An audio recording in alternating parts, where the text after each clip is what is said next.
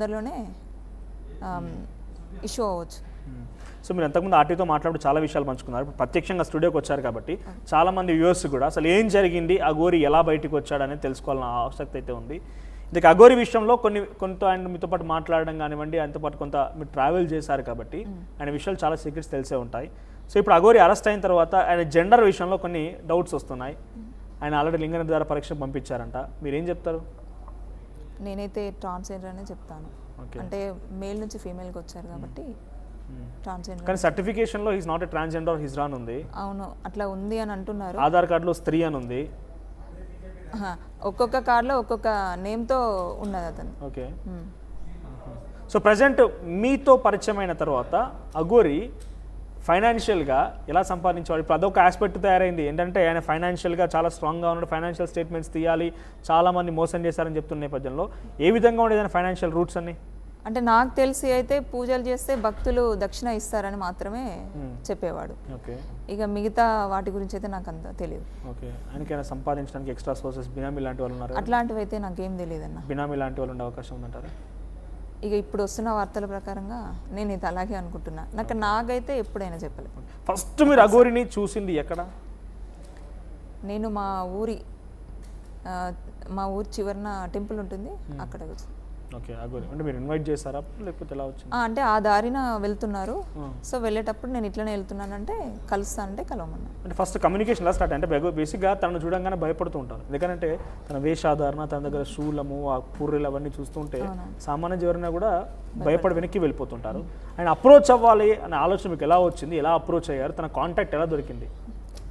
Contact అంటే నాకు ఒక ఫ్రెండ్ ద్వారా నేను తీసుకున్నాను, కానీ తనని చూస్తే నాకు అంత భయం కానీ ఆ కార్లో అవన్నీ చూస్తే నాకు ఎప్పుడు ఏం భయం అనిపించలేదు.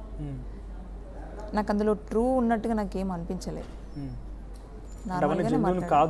అనుకున్నాను నేను. అంటే ఫస్ట్ మీరు అన్నట్టుగా ఫస్ట్ దగ్గరికి వెళ్ళంటే కొంచెం సందేశించాను, కానీ తర్వాత నాకు మామూలుగానే అనిపించింది అన్న. సో అంటే ట్రూ కాదు అని తెలిసినా మీరు ఆయనను అప్రోచ్ అవ్వడం, ఆయనను ఆశ్రమం కోసం అడగడం అనేది? నేను తనని ఆశ్రమం గురించి ఇది తప్పు, నేను కూడా దీని గురించి చెప్తాను.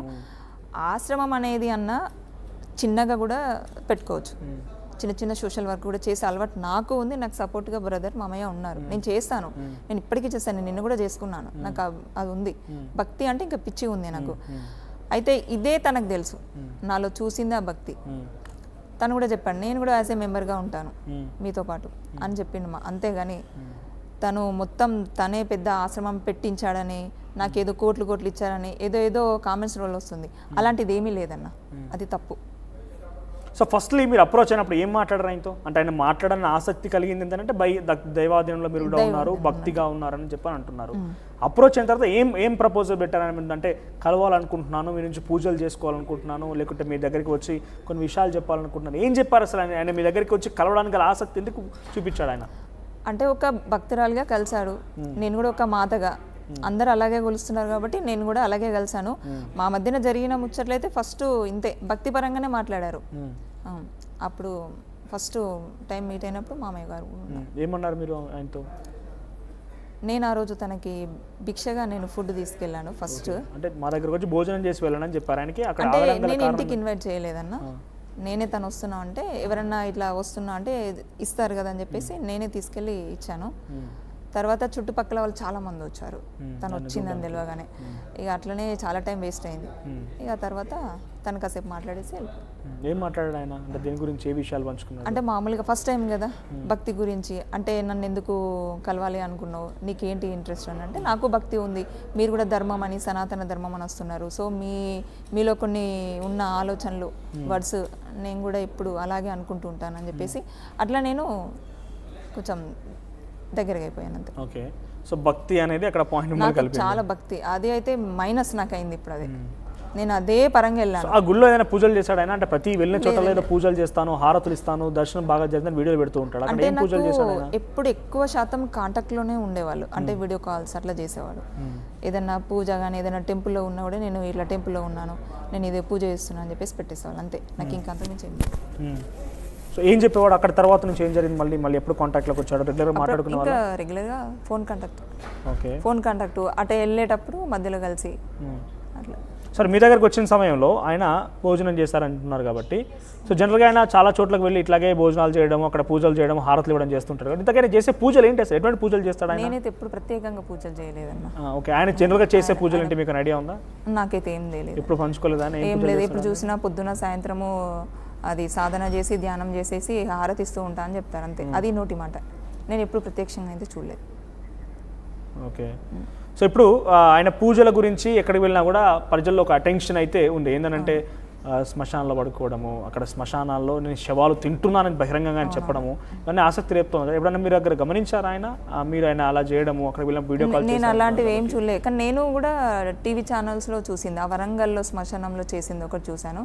ఆ తర్వాత మధ్యలో ఎంపీలో ఉన్నాడు, ఎంపీలో ఉన్నప్పుడు కూడా ఒక వీడియో రిలీజ్ చేశారు పూజ చేస్తున్నట్టు ఏదో, అది వీడియో అంతే. ఇవే చూశాను తప్ప నేను ప్రత్యక్షంగా చూసింది అయితే ఏం లేదు. ఓకే, సో ఇప్పుడు ఇదే ఒక అఘోరి కనుక అబ్బాయి ఉంటే మీరు కాంటాక్ట్ అయ్యేవారా?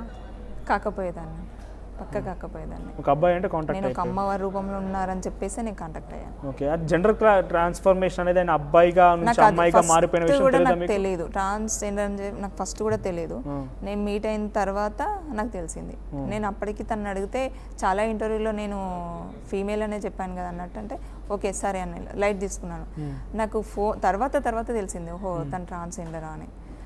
సరే, ట్రాన్స్జెండర్ కూడా మన దాంట్లో మంచి పేరు ఉంది కదా, అట్లాంటి సొసైటీ నుంచి వచ్చారు అంటే మాట అంటే వాళ్ళు మిగతా వాళ్ళకి కోపం అనుకుంటారు కావచ్చు, అంత మంచి ఒక దాని నుండి వచ్చాడు కాబట్టి నేను బెస్ట్ పర్సన్ అనుకున్నాను. ఓకే, ఎన్ని రోజుల పాటుగా మాట్లాడుకున్నారు ఇట్లా? నేను దగ్గర 1.5 month 2 months దాకా, నాకు పరిచయం 4 months అవుతుంది. 4 months అవుతుంది అప్పటికి. 1.5 months కంటిన్యూస్గా ఫోన్ మాట్లాడుతున్నారు. కంటిన్యూ ఏం సంభాషణ పెట్టేవాడు ఆయన మీతో? అంటే నేను చెప్తున్న మాత్రంగా చాలా మంది ఒకసారి అక్కడ ఫోటో ఒకటి కనిపిస్తుంది చూడండి, ఇంకొక ఫోటో వైరల్ అవుతుంది. బహుశా అది ఇప్పటి ఫోటో కాదు, ఆయన చాలా యంగ్గా ఉన్నప్పటి ఫోటో అనుకుంటే. బహుశా ఆయన వేషాధారణ, అక్కడ ఒక మహిళ కనబడుతుంది, మా బాధితురాలు ఎవరో. కానీ అసలు ఏం చెప్తుంటాడు రకంగా ఇంతమంది బాధితురాలు ఉన్నారంటే అసలు మీతో ఆయన ఏం మాట్లాడాడు అనేది తెలుసుకోవాల్సిన అవసరం ఉంది. ఏం చెప్తుండేవాడు? ఈ ఫోటో యాక్చువల్గా మొన్న శ్రీశైలంలో ఏదో గ్యాస్ను పోసుకున్న పడిదాన్ని, అక్కడిది కాదు. అంటే ఆ మహిళ సారీ చూస్తే ఏదో కానిస్టేబుల్ లాగా కాదు? లేదు కాదు.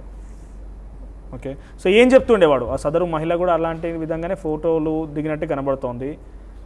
సో ఏమనిపిస్తుంది? ఏ రకంగా సంభాషణ ఉండేది మీ పైన, మీతో పాటుగా ఎటువంటి విషయాలు చెప్పేవాడు మీకైనా?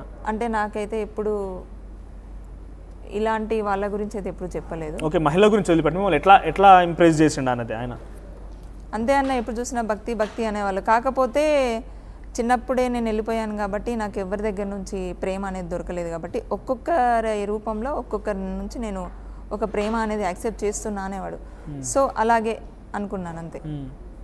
చెప్పిన మాటలకి చేతలకి చాలా తేడా ఉంటుంది కదన్న, నేను అలాగే వెళ్ళిపోయాను. ఓకే, ఏం చెప్తుండేవాడు ఫోన్లో మీతో? ఏ రకంగా మాట్లాడుతుండేవాడు?